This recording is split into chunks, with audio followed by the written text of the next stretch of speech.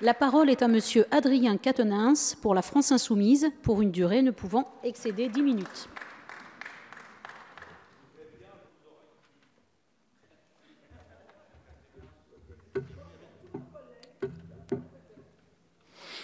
Merci Madame la Présidente, Monsieur le Ministre, mes chers collègues. La pêche électrique est une technique barbare, brutale et dévastatrice.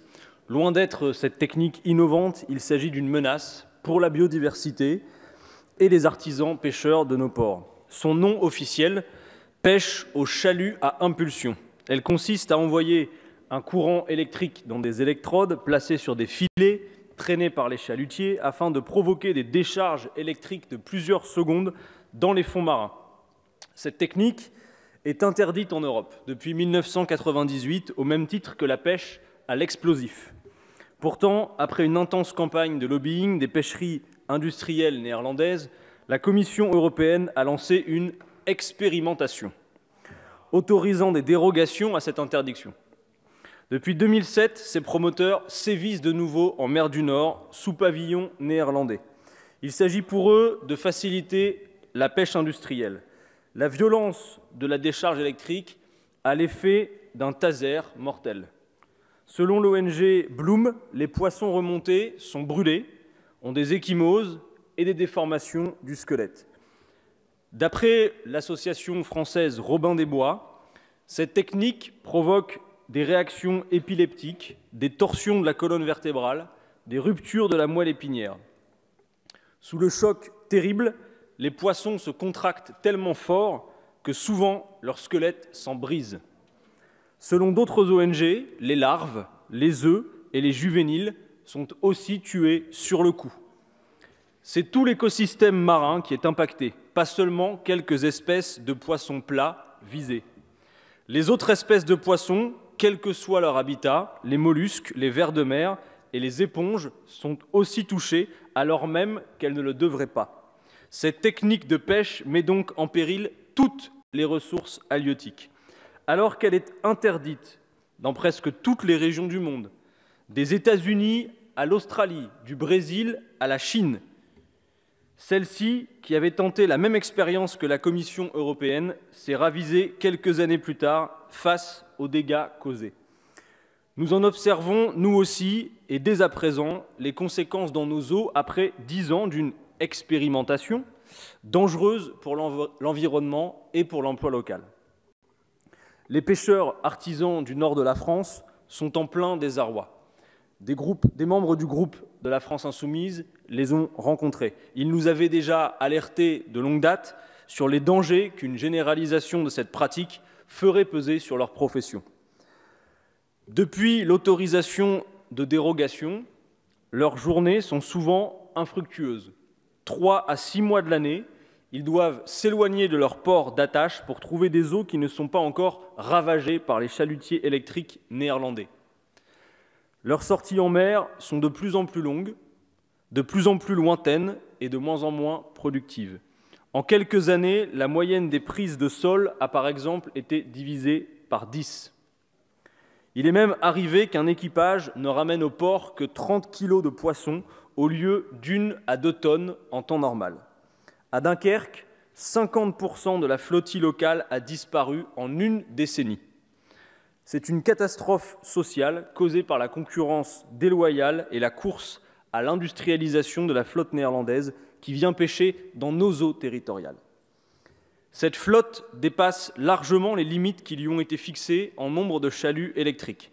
Alors que les dérogations permettent l'équipement de 5% de la flotte, les Néerlandais en ont équipé 28%. Au lieu de 15 chalutiers, ce sont 84 chalutiers qui sont ainsi équipés. Il faut même en ajouter 22 allemands et britanniques à capitaux néerlandais. La puissance électrique autorisée est outrageusement dépassée. Au lieu de 15 volts, elle peut en atteindre 60, soit 4 fois plus que les limites fixées. Pourtant, ils le font, en toute impunité, ils ne sont pas sanctionnés et ils reçoivent même des subventions européennes. 3,8 millions d'euros ont été versés pour équiper ces navires. Ces industriels de la pêche agissent donc au mépris des règles et de l'intérêt général avec la complicité d'une Commission européenne décidément bien plus attentive aux intérêts des lobbies qu'à l'intérêt général. Au moment d'autoriser cette expérimentation, cette commission s'était assise sur un rapport publié en novembre 2006 par le Comité scientifique, technique et économique de la pêche, pourtant rattaché directement à l'Union européenne. Ce dernier s'était opposé à l'autorisation de dérogation et avait émis de nombreuses réserves fondées sur le sujet. Et désormais, la Commission veut étendre et généraliser cette pratique à tous les pays membres. Elle méprise un nouveau rapport du Conseil international pour l'exploration de la mer qui appelait au principe de précaution en 2016. Cette extension contreviendrait pourtant à tous les objectifs de conservation de ressources fixés pour l'ensemble de la politique de pêche commune européenne. La Commission proposerait donc ni plus ni moins de ne plus respecter sa directive cadre de 2008 qui porte sur la stratégie pour le milieu marin. Elle obligerait même les États membres à contredire leurs engagements pris lors de l'Assemblée générale des Nations unies de septembre 2015 pour une gestion saine des ressources halieutiques. Pour plaire aux industriels de la pêche, la Commission européenne rendrait effectivement très difficile le respect des objectifs internationaux de rétablissement des stocks de poissons le plus rapidement possible. Nous dénonçons le fonctionnement de cette institution antidémocratique dont les membres sont plus sensibles aux lobbies qu'aux scientifiques. Ce cadre européen est manifestement dangereux pour l'environnement, l'emploi et la cohésion sociale. Les élections européennes qui auront lieu en 2019 doivent être l'occasion de dire stop à ces institutions déconnectées des réalités. C'est ce que la France insoumise fera avec le soutien de toutes celles et ceux qui lui accorderont leur confiance, car il faut refonder cette Union européenne du grenier à la cave. Le 16 janvier dernier, les députés européens ont heureusement adopté un amendement de mon collègue insoumis Younous Omarjee pour l'interdiction de cette technique de pêche. Ce vote s'oppose à celui de la Commission européenne. Le travail de conviction des co-signataires de cet amendement est à saluer, puisque ce vote en séance plénière contredit même un vote précédent en commission de la pêche au Parlement européen. Nous le voyons quand elles ont lieu en catimini, entre spécialistes, dans une petite salle de commission, les discussions peuvent mener à des prises de position qui vont à l'encontre de l'intérêt général. Et quand ces discussions permettent un vrai débat démocratique et public en séance plénière, chacun des parlementaires peut et doit se saisir de ces questions dans l'intérêt de tous les citoyens. Mes chers collègues, on tient ici le parfait exemple qu'il ne faut pas cantonner la discussion législative en commission et ne pas la limiter drastiquement en séance plénière, et qu'il faut au contraire permettre la pleine expression des députés et offrir la plus grande transparence à l'opinion publique. Tout à fait.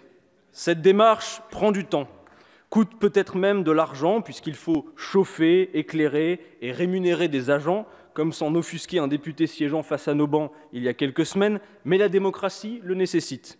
Nous l'assumons et enjoignons nos collègues à nous rejoindre. Voyez que si la réforme proposée par le président de Rugy s'appliquait au Parlement européen, la pêche électrique serait d'ores et déjà autorisée.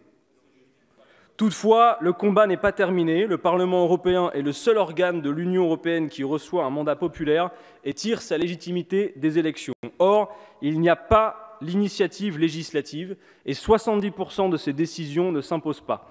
Elles passent même souvent au second plan. Ce vote des députés européens ne signifie donc pas encore que l'intérêt général est préservé face à la force des lobbies. C'est un trilogue entre le Parlement, la Commission et le Conseil qui doit permettre d'adopter une position définitive. La France doit s'engager avec force pour une interdiction totale de cette technique et convaincre ses partenaires d'en faire de même. Le vote de cette résolution doit y participer. Notre rôle est de soutenir les députés européens dans leur démarche pour une interdiction et dans leur discussion avec une commission sourde aux intérêts populaires. Le 16 janvier dernier, j'interrogeais à ce sujet le gouvernement et la réponse de M. Christophe Castaner ne fut pas satisfaisante. Mieux qu'une opposition à la généralisation de cette pratique, nous vous demandons, Monsieur le Ministre, de vous engager pleinement pour l'interdiction immédiate et totale de la pêche électrique. Le groupe de la France insoumise, vous le voyez, ne se soucie pas d'abord de qui porte les propositions, mais bel et bien de leur contenu.